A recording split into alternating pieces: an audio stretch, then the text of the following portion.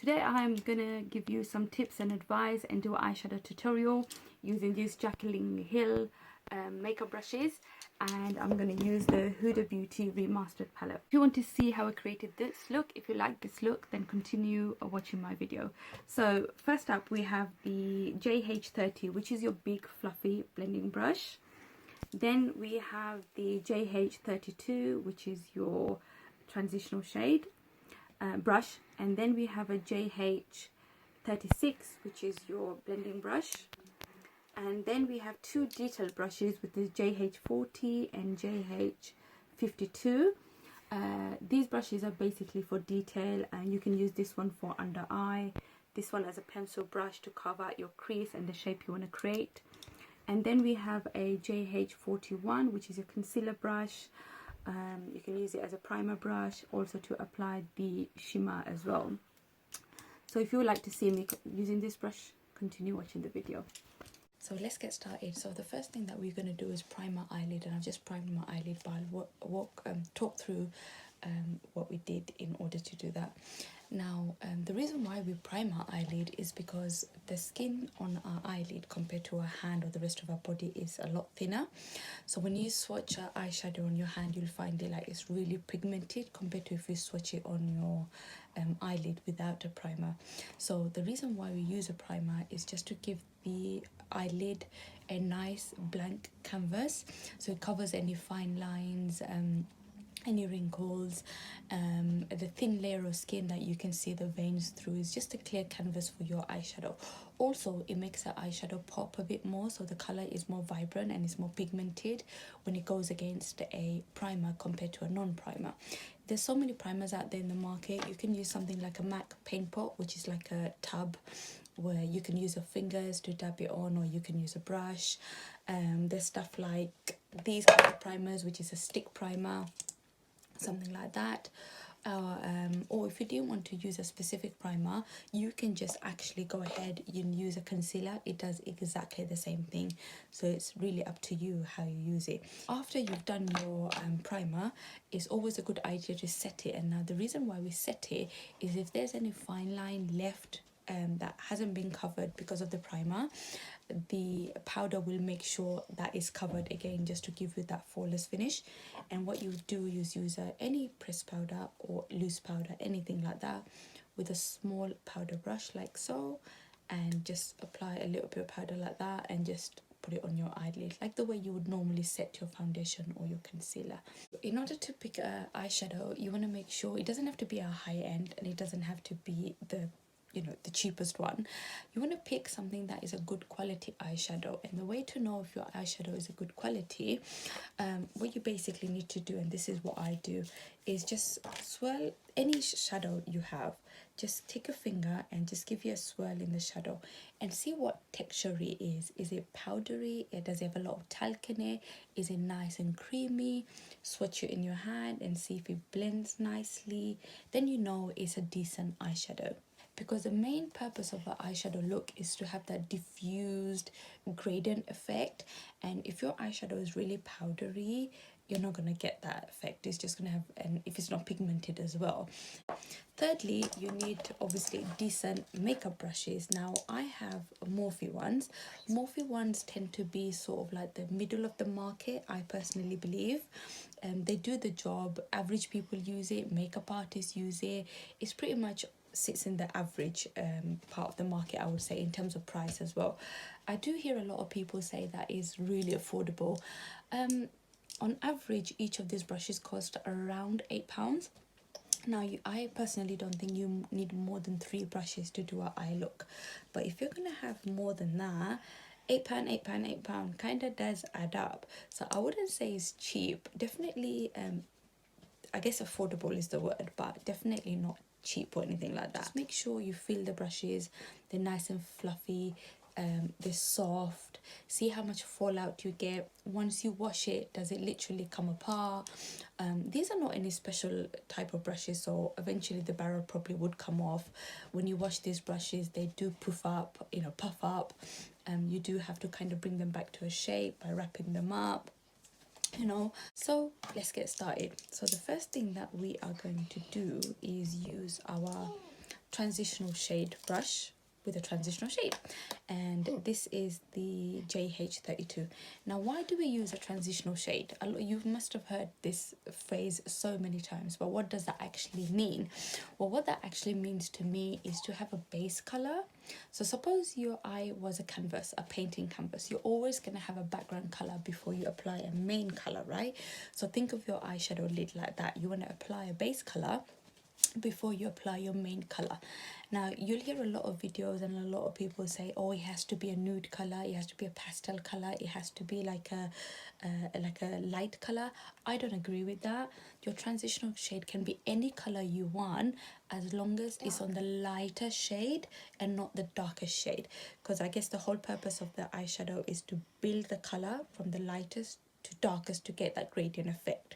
So you can use blue as a transitional shade if you want, but obviously go with a light blue, then a medium tone blue, then a dark blue. It doesn't have to be brown and pink and peach and all that. That's my personal opinion. So let's get started with that, and that's the main reason for your transitional shade.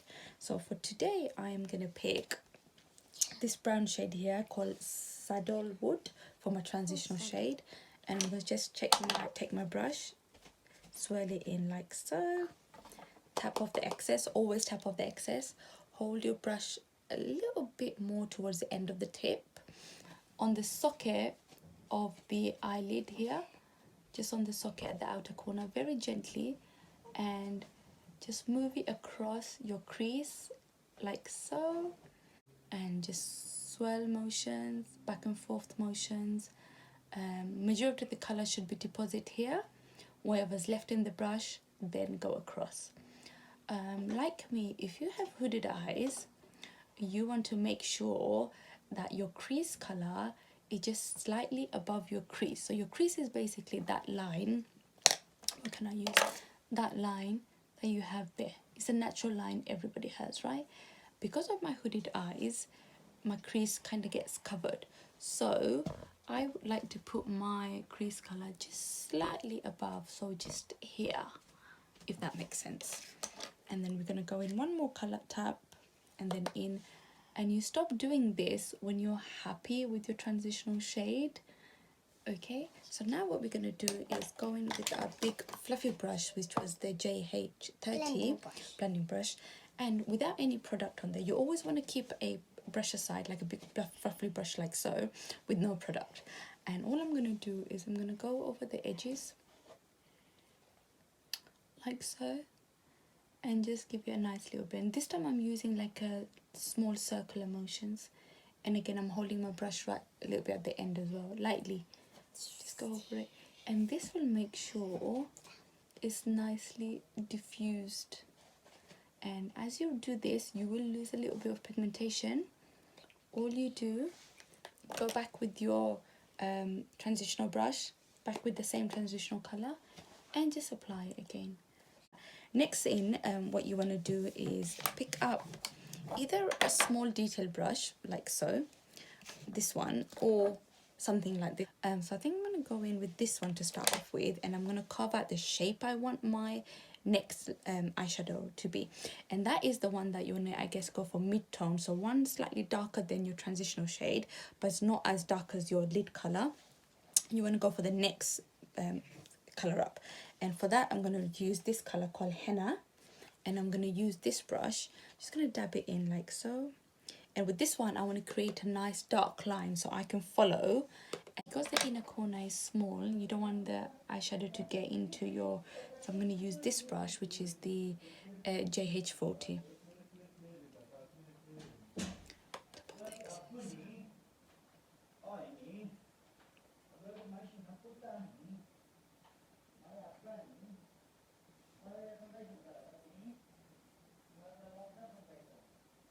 Like so. And then I'm going to go with the big fluffy brush again and just go over the edges. Just make sure it's so nicely blended out. I'm going to go back in with the JH52, the small detail brush, and just continue to carve out that shape that I want.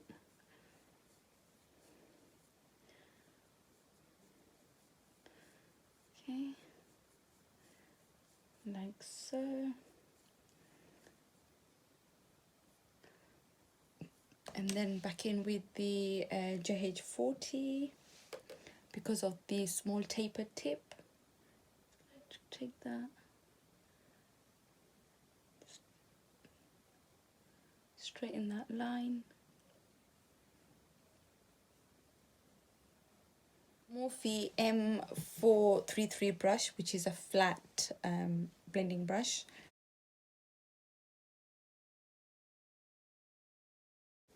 And again, you want to continue doing this step until you're happy with the depth of the color. Okay, so I'm about happy with that. Now we're going to go back in with our transitional brush, which was the JH32. Pick up the transitional color that we used, which was Saddlewood. Very, very lightly, we're going to go over the edges again. Okay, just the edges. That's so. Because sometimes when you start using a darker color, you sort of lose that transitional shade there, and it just gives you that nice blown out diffused look. Hi Mana. Oh, and now what we're going to do is we're going to use our flat brush, which is the JH41, and we're going to do a little bit of cut crease, and I'm going to show you how to do that. Now, what is a cut crease? Cut crease is basically when you get a bit of concealer from the inner corner about halfway, or the full eyelid if you want, to create another base on top of your eyeshadow to give it another clear canvas, to go ahead and apply glitters or shimmer so that the payoff is quite vibrant compared to just putting it on top of your eyeshadow at the moment. So in order to do that, I'm just going to basically take some Maybelline concealer on the tip of this brush. To work out where your crease is, what I usually do, because I've got hooded eyes, remember mine's going to be a bit more higher, I apply a little bit of eyeshadow on the eyelid, like so. Close my, like so. And can you see where that's going to hit on top of my crease? And that's where I'm going to cut the crease, so otherwise you're not going to be able to see it. So what you want to do is make sure your brush is coated quite well, and just slowly follow that line, like so. Brush is still wet with concealer and your eyelid is still wet, you want to go in and apply the pressed powder. It sticks on better. I'm gonna do this this moon dust here. I'm gonna go in with the other side of the brush and apply that, pressing motion like so. And this bit I guess you want to do quite quickly before your concealer dries. Okay, like so. Wow, this is applied really nicely, even without any Fix Plus. And then I'm going to go with this pink one called Pink Diamond and apply it just after in the middle, like so. I don't know if you can see. And then just tap it in the middle so they both colour blend in nicely, and just sprinkle it a little bit over, like so. So you don't get the harsh line. A little bit more of the pink, I reckon.